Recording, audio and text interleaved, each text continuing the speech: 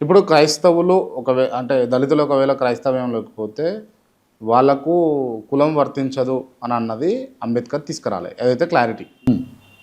Only 1950లో presidential order ప్రకారం నెహ్రూ నేతృత్వంలో జరిగినటువంటి సంఘటన అని చెప్తారు, అంతేనా? అంతే. ఓకే. రిజర్వేషన్స్ అన్నీ వర్తిస్తాయి, కానీ అవి వర్తించకుండా ఉండడానికి అంబేద్కర్ని బెదిరించిన కార్యక్రమం ఇది. అంబేద్కర్ ఎందుకు అట్లా చేయాలనుకున్నాడు మరి? అంటే హిందూ వ్యవస్థలో సమానత్వానికి, స్వేచ్ఛకి, సోదరభావానికి అవకాశం లేకుండా ఇట్లాంటి వ్యవస్థ ఉన్నప్పుడు ఈ దేశంలో ఉన్న పురాతన అసలైన బౌద్ధ మత జీవన విధానాన్ని తీసుకోవాలనుకున్నాడు ఆయన.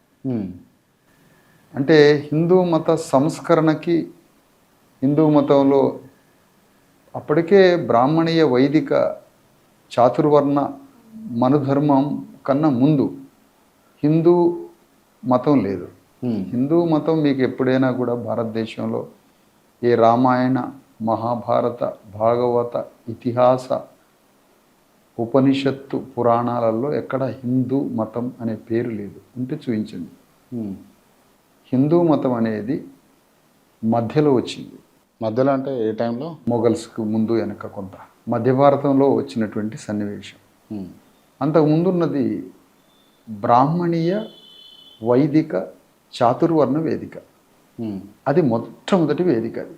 అది గిరిగీసుకొని తమల్ని తాము బందీగా చేసుకొని ప్రపంచ 4 దిక్కులు మూసేసుకొని ఏ ప్రగతికి, ఏ సంస్కరణకి, ఏ మానవీయ సామాజిక ప్రయాణానికి నోచుకొని మూర్ఖ మౌఢ్య తత్వంతో గిరిగీసుకొని బందికానలో బతికిన బ్రాహ్మణ వైదిక చాతుర్వర్ణ వేదిక. అది అనేక సంస్కరణలకి, అనేక ప్రగతిశీల విషయాలకి, చలన స్థితిగతులకు తగ్గట్టుగా మహిళల హక్కుల విషయంలో కానీ, బ్రాహ్మణీయ జీవితంలో మార్పులు చేర్పులు కానీ, అనేక ఆర్య సమాజ్, బ్రహ్మ సమాజ్, వచ్చినటువంటి మొఘల్స్, వచ్చినటువంటి బ్రిటిష్, డచ్, వీళ్ళందరి ద్వారా అనేక ప్రాపంచిక పరిస్థితులకు అనుగుణంగా కొన్ని సవరించుకొని మార్పులు చేసుకున్నది హిందూ మతం. తమని తాము సంస్కరించుకోవడం ఇష్టం లేని బ్రాహ్మణులతోటే హిందూ మతానికి వైరుధ్యం ఏర్పడింది. హిందూ మతంతో ముస్లింలు మరో మతం వైరుధ్య పడలే. హిందూ మతం సంస్కరించుకున్న హిందూ మతంతో వైరుధ్య పడింది, ఘర్షణ పడిందే బ్రాహ్మణులు. ఎందుకంటే మా సంస్కరణ గురి కావద్దు కదా.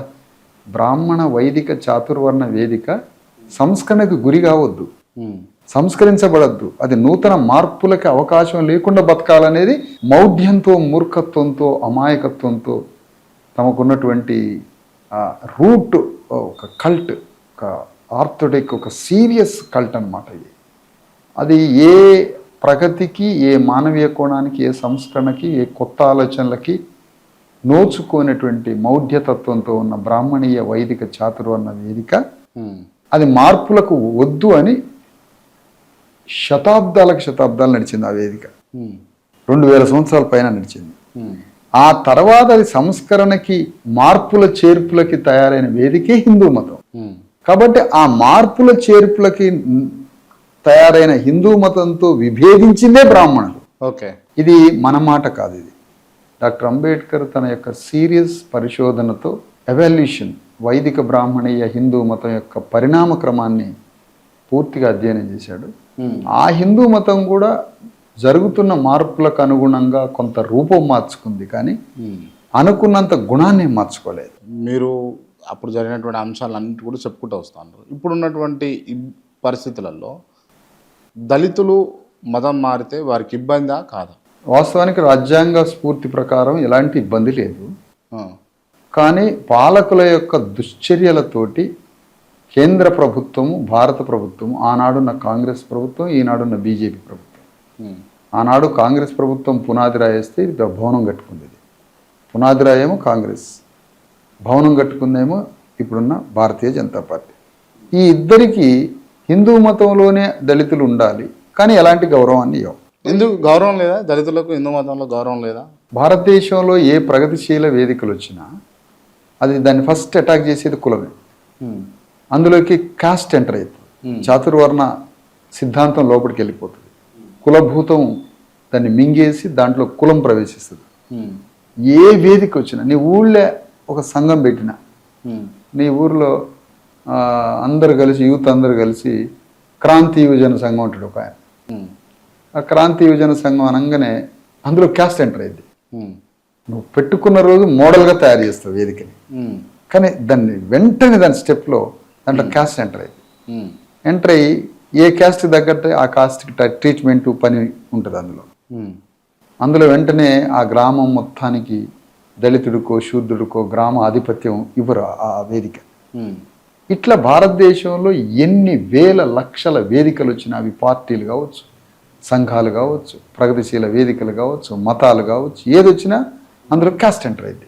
కమ్యూనిస్ట్ పార్టీ కావచ్చు, మావోయిస్ట్ పార్టీ కావచ్చు, ఏదొచ్చినా అందులో క్యాస్ట్ ఎంటర్ అవుతుంది. ఎంటర్ అయ్యి అది చాతుర్వర్ణ వ్యవస్థ కూడా కాదు, ఉంది అక్కడే. గూడ ఎక్కడిది ఇంకా, గూడ ఎందుకు వచ్చింది ఆ పదం అంటే అంత అంత పాజిటివా? కాంగ్రెస్ పార్టీలో ఎంటర్ అయింది చాతుర్వర్ణం, కమ్యూనిస్ట్ పార్టీలో ఎంటర్ అయ్యింది. కమ్యూనిస్టులు అంతా కూడా చెప్పేది ఏంటి అంటే ఈ కుల వ్యవస్థనే ఉండొద్దు, కుల వ్యవస్థను రూపుమాపాలన్న దాంట్లో వాళ్ళు సమాజ శ్రేయస్సు కోసం అడవుల రూపుదిద్దాలా రూపుమాపాలా? రూపుమాపాలి. రూపుదిద్దన్ అన్నట్టు వినపడితే రూపుమాపాలి. రూపు మాపేది లేదు, రూపుదిద్దడమే. అంటే మనకి మావోయిస్ట్ పార్టీలో, కమ్యూనిస్ట్ పార్టీలో, సిపిఐలో, సిపిఎంలో, ఎంఎల్ పార్టీలో, అన్ని పార్టీల్లో ఎంటర్ అయింది క్యాస్ట్ ఎంటర్ అయ్యి ఆ పార్టీలకి intellectual brain, design, thought process, core groups ఇవన్నీ అప్పర్ కాస్ట్ కంట్రోల్ ఉంటాయి.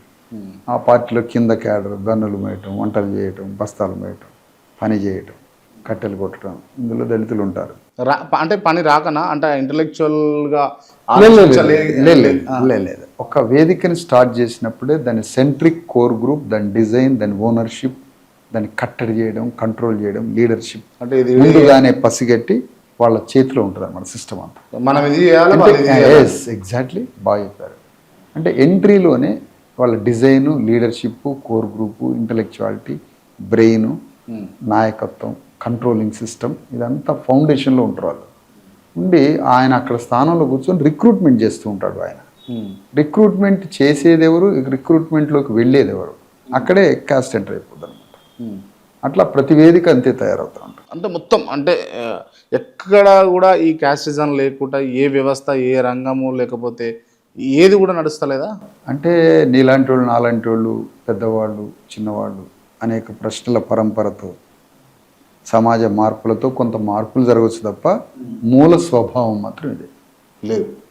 ఇది ఇప్పుడున్న సిచ్యువేషన్లో అంటే మతం మారకుండా హిందుత్వంలో ఉన్నటువంటి దళితులు ఇప్పటికి కూడా ఆంజనేయ స్వామి గుడికి పోతుండ్రు, రాములవారి గుడికి పోతుండ్రు, వెంకటేశ్వర స్వామి గుడికి పోతుండ్రు, అవసరమంటే గర్భగుడికి కూడా పోయే అవకాశాలు ఉన్నాయి, పోతుండ్రు, జరుగుతుంది కదా ఇది. అంటే ఇది సామాజిక రాజ్యాంగ మహాపురుషుల పోరాటాల ఫలితంగా అక్కడక్కడ జరిగిన ఉపరితల మార్పులు, మూల స్వభావంలో వచ్చిన మూల స్వభావం అంటే ఆ పూజారి ప్లేస్లో దళితులు ఉండాలంటారు అయింది అంటే మొత్తము అంటే ఉండొద్దా అయింది మీరు అనేది అంటే ఉండాలంటారు అయింది అని అడుగుతున్నాను నేను. అలా సడన్లా ఉండాలంటారా అయింది మా దాంట్లోకి వస్తారా అయింది అన్నట్టు అంటే మీరు ఉండొద్దా అయిందని నేను అంటున్నా.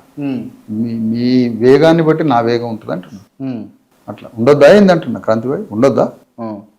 ఉండాలనా? అందరికీ సమాన అవకాశాలు ఉండాలి కదా.